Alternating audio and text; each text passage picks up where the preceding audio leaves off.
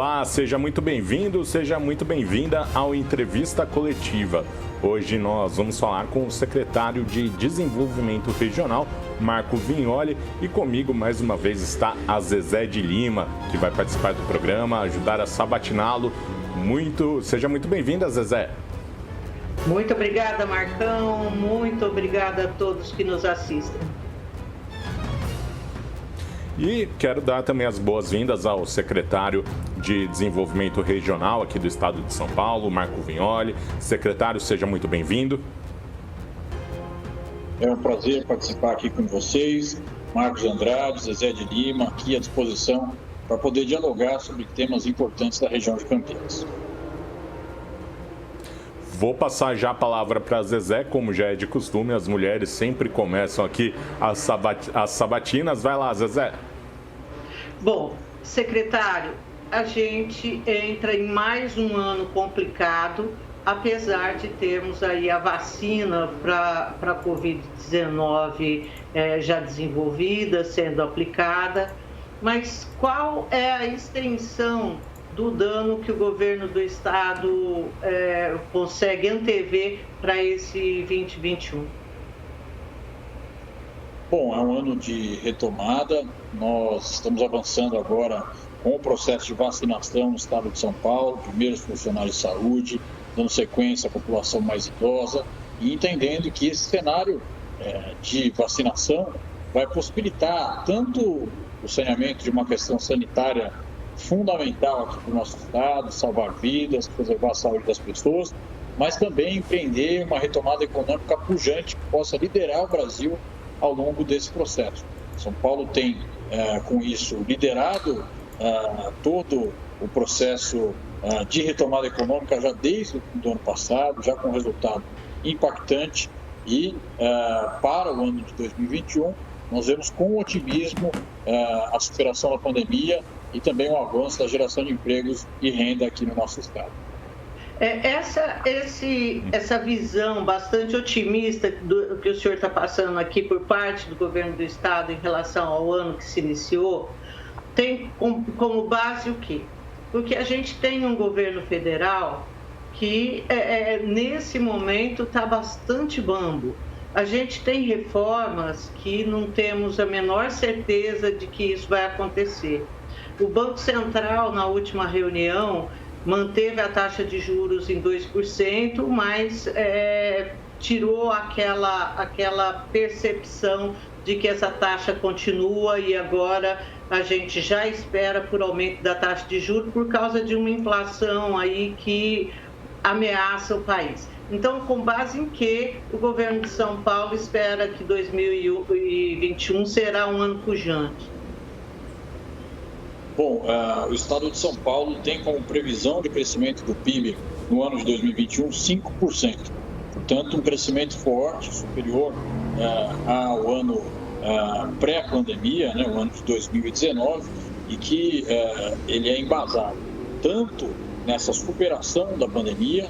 Nós entendemos que a melhor forma de retomar o consumo interno com um impacto maior é esse enfrentamento ao Covid-19 e conseguir superar isso o mais rápido possível. No paralelo a isso, um grande programa de concessões e parcerias público-privadas aqui no estado de São Paulo. Nós tivemos a bem-sucedida concessão na rodovia Piracicaba-Panorama no meio da pandemia, o recorde em número de investimentos aqui no estado de São Paulo, com essa concessão que foi feita no meio da pandemia.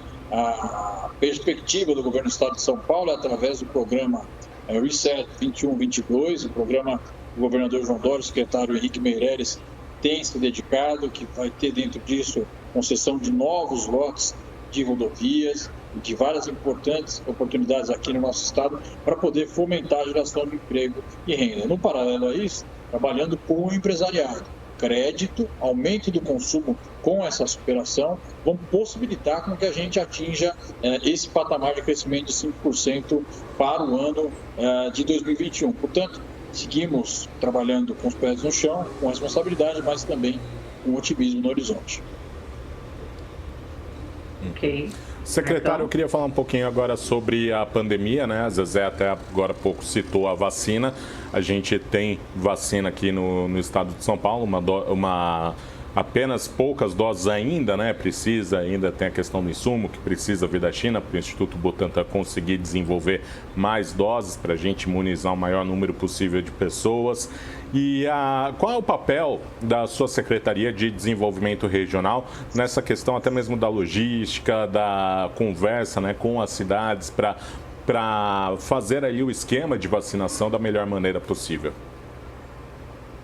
Bom, o Estado de São Paulo se organizou para poder produzir a vacina brasileira, né, a vacina do Instituto Butantan, a vacina que tem, nesse início de processo de vacinação, se demonstrado como uma grande esperança dos brasileiros.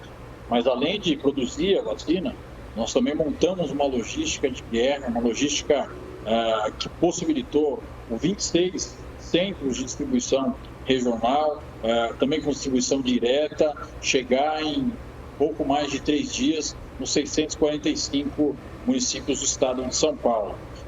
Com isso, em parceria com as prefeituras, e daí o nosso papel, nós aumentamos de 5.200 para mais de 10 mil pontos de vacinação aqui no nosso estado. Um número recorde e também uma vacinação com uma grande agilidade que também bate o seu recorde, já totalizando 30 mil vacinações na quinta-feira e na sexta-feira e no sábado também superando esses patamares históricos. Nós vamos ter ainda pela frente um longo processo de vacinação, segunda dose, e também atingindo primeiro nossos idosos, na sequência avançando com outras faixas etárias, mas essa logística de parceria com os municípios é um grande instrumento para a gente poder atingir na forma mais ágil possível toda a população do estado. Bom, secretário, então vou continuar... Ainda na questão da pandemia, eu já vou passar a palavra para Zezé.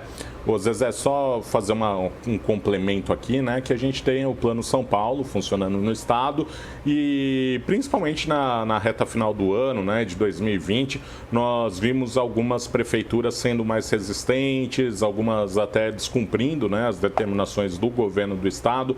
Secretário, eu queria saber nesse momento como está, né, esse diálogo com as prefeituras. A gente tem esse começo do ano um aumento significativo, né, de casos.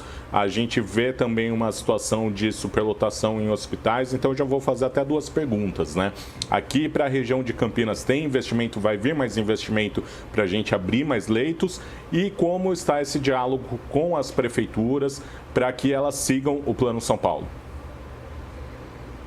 Bom, é fundamental registrar que a responsabilidade sobre a superação da pandemia é de todos nós. Do governo federal, que não tem cumprido a sua parte, do governo do estado de São Paulo, das prefeituras, da sociedade civil, dos poderes, do Ministério Público, da Justiça, enfim, de todos nós. Dentro disso, nós montamos um plano, que é o Plano São Paulo, que trouxe o estado de São Paulo para patamares saindo de 70% dos casos e dos óbitos do Brasil para cerca de 20% disso, mesmo sendo aqui o epicentro do Covid-19, pelo grande fluxo de pessoas, pela grande concentração que nós temos aqui no estado de São Paulo. Isso se dá em um processo contínuo que olha cada uma das regiões do estado e que aplica as restrições necessárias para isso. Mas a implementação desse plano exige um comprometimento desses gestores municipais para que a gente possa ter com responsabilidade a saúde pública preservada. Então, é isso que nós zelamos de forma contundente, de forma clara, dizendo que nós vamos buscar aqui as parcerias do governo do estado de São Paulo, não escolhendo politicamente a prefeitura ou partidariamente, mas escolhendo aqueles que tenham responsabilidade no momento como esse que nós vivemos. É isso que a sociedade espera de nós e é isso que nós estamos fazendo. E, no paralelo a isso, a grande montagem de leitos de UTI ao longo de todo esse processo. Nós mais do que dobramos os leitos de UTI desde o início da pandemia e olhamos para cada uma das regiões do estado, quando há essa necessidade crescente, a ampliação de leitos. Em Campinas não é diferente. Nós transformamos o AME, por exemplo, para que ficasse vocacionado ao combate do coronavírus. Assim fizemos também com outros aparelhos, fizemos parcerias com as prefeituras da região, assim com a Prefeitura de Campinas, para que a gente pudesse manter com que nenhuma pessoa ficasse sem atendimento. Essa vai ser a nossa premissa até o final da pandemia. Bom, secretário, Zezé. Essa semana que se inicia tem sido vista pelas autoridades sanitárias como das piores que nós já tivemos aí no estado de São Paulo, em função das festas e de tudo o resto que já falamos muito, né, sobre aglomerações e tudo. O estado de São Paulo está preparado para voltar com hospitais de campanha na eventualidade desse boom que vem sendo esperado acontecer? Bom, o estado de São Paulo está preparado e segue diariamente com esse trabalho. A cada dia que passa são novos leitos de UTI que a gente vem estabelecendo e também a cada dia que passa a gente vai aferindo quais são as regiões e também quais são as restrições que nós temos que avançar para poder arrefecer a pandemia dentro daquele território. Portanto, isso vai continuar sendo uma constante, atualizações do Plano São Paulo, com esse olhar sempre para cada uma das regiões do estado. O estado de São Paulo é do tamanho de muitos países pelo mundo, portanto, esse olhar regional é fundamental. Muitas vezes, o que acontece na região de Campinas é uma evolução da pandemia completamente diferente do que acontece em Presidente Prudente ou na Baixada Santista. Então, esse olhar para a realidade regional, com essa articulação junto às prefeituras municipais e também com as entidades da sociedade civil, para que a gente possa ter a assistência necessária, é o que tem feito a diferença em São Paulo. Tá, mas então, quer dizer, o governo tem condição de montar esses hospitais de campanha na eventualidade desse pico que vem sendo esperado acontecer. Esse pico seria nessa semana que se inicia e no começo de fevereiro. Isso já está sendo pensado pelo governo do estado? Nós trabalhamos com o cenário de que ninguém fique sem atendimento aqui no estado de São Paulo. Nós estabelecemos isso com toda a rede existente, estamos ampliando com parcerias com iniciativa privada, com prefeituras, e, se necessário, podemos colocar hospitais de campanha de pé. Isso vai sendo medido a cada dia. Hoje, o trabalho que nós temos é com essas parcerias com hospitais já existentes, da iniciativa privada, com prefeituras municipais, também ampliando nos próprios hospitais do estado. Tá. Bom, mais uma pergunta, eu te deixo falar, Marcão. A gente está vendo estarrecido aí a situação que vive o estado do Amazonas, com pessoas morrendo por falta de oxigênio, morrendo asfixiadas. O governo tem controle do volume de oxigênio que o estado dispõe, o estado como um todo, secretário? Bom, o governo ele trabalha em parceria com as cidades. Cada uma das cidades tem esse controle no seu território. Nós temos o controle do oxigênio dentro dos hospitais da rede do governo do estado de São Paulo. Nós acompanhamos, no entanto, a necessidade das prefeituras e dos hospitais filantrópicos em uma grande corrente aqui ao longo de todo esse processo. Nós podemos garantir que quando algum desses entes precisarem do governo do estado de São Paulo, o governo não faltará, assim como não tem faltado desde o início da pandemia, para a garantia desses insumos. Ok. Marcão? Agora, secretário, a gente vai para um rápido intervalo. Daqui a pouquinho nós voltamos com mais entrevista coletiva, hoje recebendo o secretário estadual de Desenvolvimento Regional, Marco Vignoli. Não saia daí.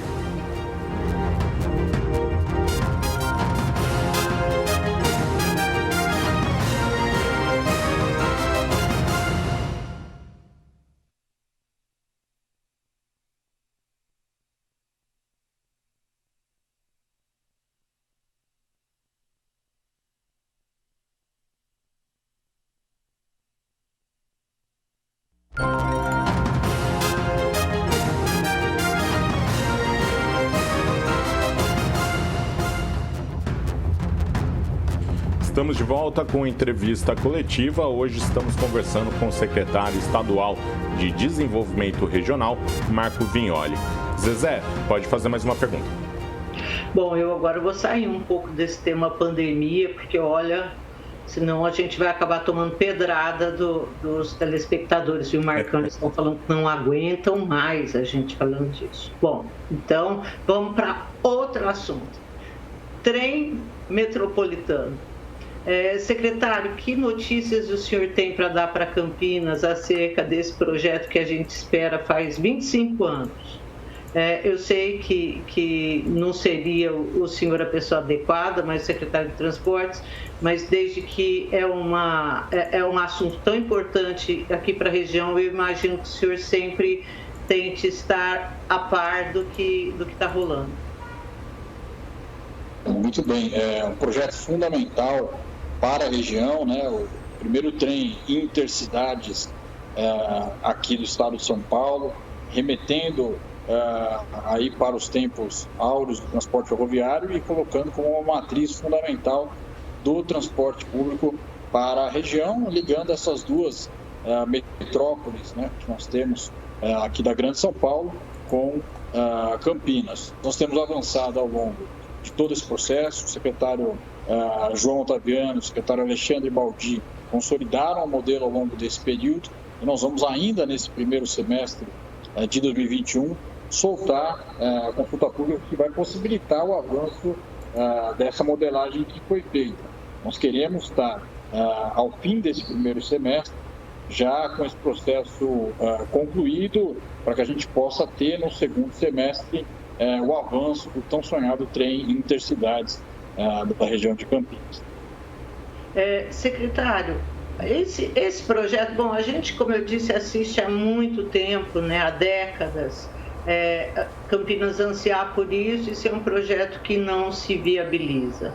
Eu imagino que o governo do estado já tenha feito sondagens com grupos econômicos. Há interesse de grupos econômicos em tocar esse projeto? Sem dúvida, é um projeto relevante economicamente.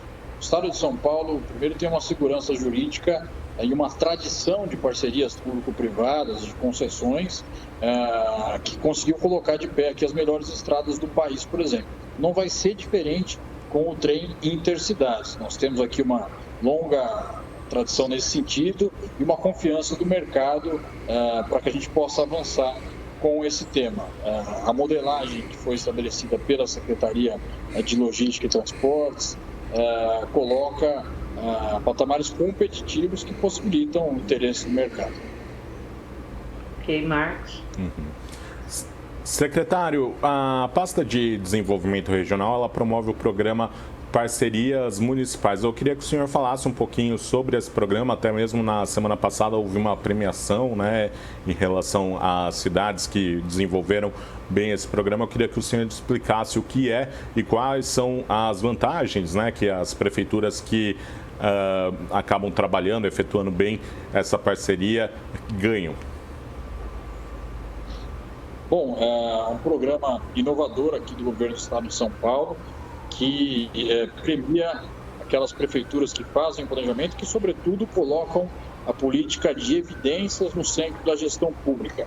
Nós trabalhamos aqui com indicadores nas áreas de saúde, educação e segurança pública, são áreas prioritárias aqui do governo do estado de São Paulo, e dentro disso estabelecemos 7 prioridades para que esses municípios trabalhassem. São acesso à creche, acesso à pré-escola, qualidade do ensino fundamental, redução da mortalidade infantil e materna, redução de óbitos prematuros por doenças crônicas não transmissíveis, fortalecimento do combate à violência sexual e ambientes menos suscetíveis a roubo. São todos temas que os municípios podem contribuir e fazer o avanço ao longo desse processo. Nós também olhamos para cada uma das cidades com aquilo que as evidências apontam como sendo essas prioridades. Então, dentro disso, nós tivemos municípios da região que atingiram esses patamares no ano passado, avançando com boas políticas públicas ao longo do ano de 2020. O município de Vinhedo ganhou aqui uma premiação em torno disso, Nova Odessa, Indaiatuba, Itu, Salto e Itapira. Esses são os municípios da região que foram premiados com recursos e também com reconhecimento do governo do estado de São Paulo pela boa gestão exercida. Tá. Secretário, um tempo a gente ficou muito traumatizado, né, com aquela seca de 2014 que assim nos levou a achar que agora a gente virou deserto. Demos uma recuperada e eu queria saber do senhor como que estamos agora em relação a fornecimento de água, ao reservatório de Amparo. Em que pé estão esses projetos que vão garantir que a gente não viva mais uma situação como vivemos lá? Bom, o governo do estado de São Paulo trabalhou a questão da segurança hídrica. Nós temos um grande especialista, que era o secretário de segurança hídrica na época da crise, Dr. Benedito Braga, foi presidente da Agência Mundial de Águas, então, com notório saber no tema, e que conseguiu, ao longo desse processo, ter avanços fundamentais na área. Nós ficamos menos reféns dos reservatórios da Cantareira, que foram tão falados ao longo daquele processo, e também avançamos com novas possibilidades de saneamento na área. Nós temos para a região duas grandes obras conhecidas, né?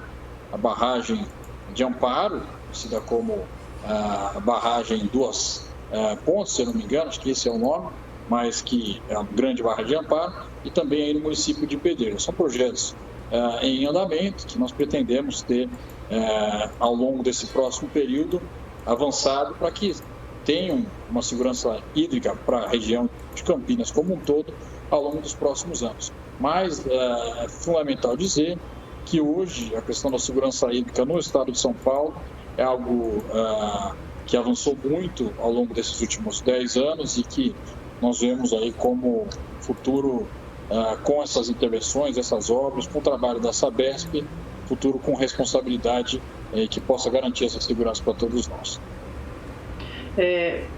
Marcão, você tem alguma pergunta? Eu tenho mais uma. Pode ir. Tá. Secretário, bom, o pacote econômico aprovado pela Assembleia no final do ano e que significou aí um arroxo, né, para a população paulista, existe muita procura, muito prefeito procurando o senhor para que alguns desses aumentos sejam revistos? Como é que está isso? Como é que está a relação do senhor com esses prefeitos? Bom, é fundamental trazer alguns esclarecimentos sobre esse tema. São Paulo é o primeiro estado do país a fazer a reforma administrativa fundamental para a gente superar e fazer essa retomada tão importante. Primeiro, garantir políticas públicas. Estou dizendo aqui, garantir leito de hospital, garantir remédio no posto de saúde, garantir escola para as crianças, garantir merenda para as crianças, garantir segurança pública no nosso estado. O recurso específico dessa reforma administrativa, que também cortou 3 empresas estatais, tem cortado na carne, que reduzindo o custeio da máquina pública, vai diretamente nisso. Não tem nenhum real que foi para outra área, né? O recurso é focado em educação, saúde e segurança pública. Mas também injeta com isso recursos muito importantes nos municípios. Portanto, os municípios têm com isso concordado com a política estabelecida pelo governo do estado de São Paulo, mas também com a sensibilidade do governador João Dória de não fazer qualquer tipo de reforma que pudesse prejudicar as pessoas que mais precisam ou aumentar o preço, por exemplo, da cesta básica. Para dizer aqui para aquele que nos assiste, vários setores da economia do estado de São Paulo recebem benefícios fiscais. Esses benefícios fiscais nós estamos garantindo 80%. Muitos setores não têm benefícios, esses têm, e nós estamos garantindo 80% para eles ao longo desse ano e do ano que vem, para poder custear essas intervenções na área de saúde, na área da segurança e na área da educação, mas com sensibilidade para que não atinja o bolso das pessoas, sempre que necessário, o governador trabalhando isso, que em conjunto com a nossa Secretaria da Fazenda. Tá, mas o senhor tem... Secretário, agora rapidinho, a gente já está encerrando. Em 30 segundinhos, eu estou avaliando aqui, analisando o seu Instagram, também vendo que o senhor está com uma exposição grande na mídia. Eu sei que político não costuma assumir o que vai fazer no ano que vem, mas o senhor vai ser candidato a quê em 2022? Em 2022, eu sou candidato a ajudar o governador João Dória a poder finalizar uma grande gestão aqui, que nós temos muita coisa programada. Eu agradeço a pergunta e a consideração. Muito obrigado, então, ao secretário Marco Vignoli, secretário de Desenvolvimento Regional aqui do Estado de São Paulo. Até a próxima, secretário. Obrigado. Grande abraço. Muito obrigado, Zezé. E assim a gente encerra a entrevista coletiva. Até a próxima semana. Tchau, tchau.